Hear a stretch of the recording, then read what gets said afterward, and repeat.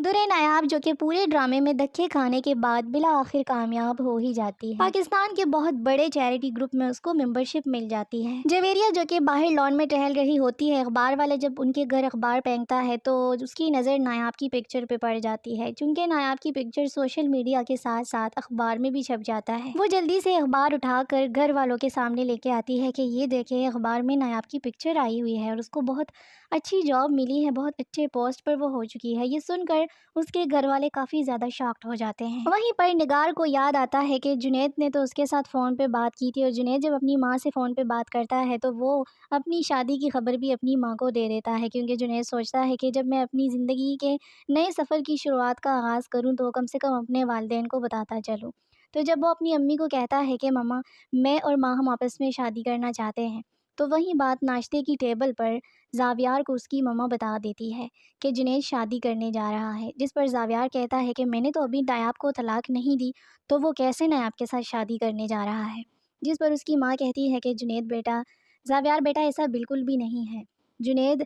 جو ہے وہ نایاب کے ساتھ نہیں بلکہ وہ ماہم کے ساتھ شادی کرنے جا رہا ہے۔ یہ سن کر زاویار بھی بہت زیادہ شاکڈ ہو جاتا ہے۔ پھر اس کے مام کہتی ہے کہ بیٹا ہم ہمیشہ جنید اور نایاب کو غلط سمجھتے رہے ہیں، اور اس میں بھی سب سے بڑی وجہ اس مکار تانیہ کی ہی ہے، کیونکہ وہی باتوں کو گول مول کر کے ہمارے سامنے لے کے آتی تھی اور ہماری آنکھوں پہ چالاکیوں اور مکاریوں کی پٹی بندھی ہوئی تھی، جو ہم اس کی ہر بات کا یقین کر لیتے تھے۔ جنید نایاب سے نہیں بلکہ نایاب کی ایک دوست ماہم سے شادی کرنے جا رہی ہے۔ اب تو زاویار کا منہ جیسے کلا کا کلا رہ چکا ہے اور وہ بہت زیادہ پریشان ہو جاتا ہے، بہت ہی زیادہ وہ شاکڈ بھی ہو جاتا ہے کہ یہ میں کیا سن رہا ہوں، کیونکہ ان لوگوں کو تو یہی وہ ہوتا ہے کہ اب جنید اور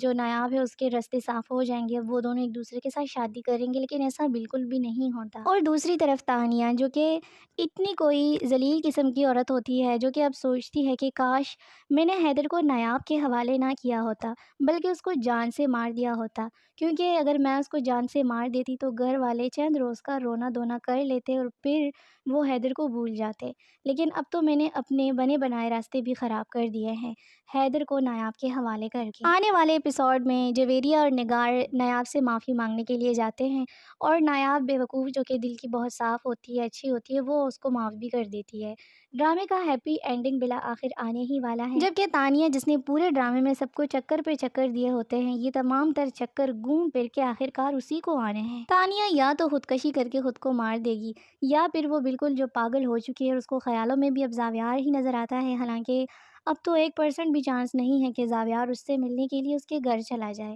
لیکن یہ صرف اس کے خیالات ہی ہوتے ہیں کہ اس کو زاویار کی پرچھائی اپنے ہر طرف دکھائی دیتی ہے، یا تو وہ پاگل ہو جائے گی، اس کی جگہ پاگل خانے ہو جائے گی، اور یا جو ہے وہ جیل چلی جائے گی۔ تانیہ دیکھتی ہے کہ زاویار اس سے ملنے کے لیے آتا ہے اور اس کو کہتا ہے کہ چلو میں تمہیں لینے کے لیے آیا ہوں، میں تم سے شادی کے لیے رضامند ہوں۔ تانیہ تو جیسی خوشی سے پاگل ہو جاتی ہے، لیکن چند سیکنڈز کے بعد زاویار جو ہے وہ تانیہ کی نظروں سے بالکل اوجھل ہو جاتا ہے اور غائب ہو جاتا ہے۔ تب تانیہ سمجھ جاتی ہے کہ یہ تو میرا صرف خیال تھا، اور وہ رو رو کے چیخ چیخ کے اپنا خالی گھر سر پہ اٹھا لیتی ہے۔ تانیہ کا دماغ خراب ہو چکا ہوتا ہے، اور فائنلی اس نے پورے ڈرامے میں سب کو جتنا پاگل کیا ہوتا ہے، آخرکار وہ خود ہی پاگل ہو جاتی ہے۔ اس کو پاگل پن کے بہت خطرناک قسم کے دورے پڑتے ہیں، اور یہ بات جب نگار زاویار کو پتہ چل جاتی ہے تو وہ تانیہ کو پاگل خانے چھوڑ دیتے ہیں، اور تانیہ کا اینڈ دیکھ کر سب کو بہت مزہ آنے والا ہے۔ باقی اس ڈرامے کا ہیپی اینڈنگ بہت جلد آنے والا ہے، ہر ڈرامے کا اینڈ ہیپی ہی ہوگا۔ ویڈیو اچھی لگے تو لائک کیجیے، سبسکرائب کرنا مت بھولیے، ملتے ہیں نئی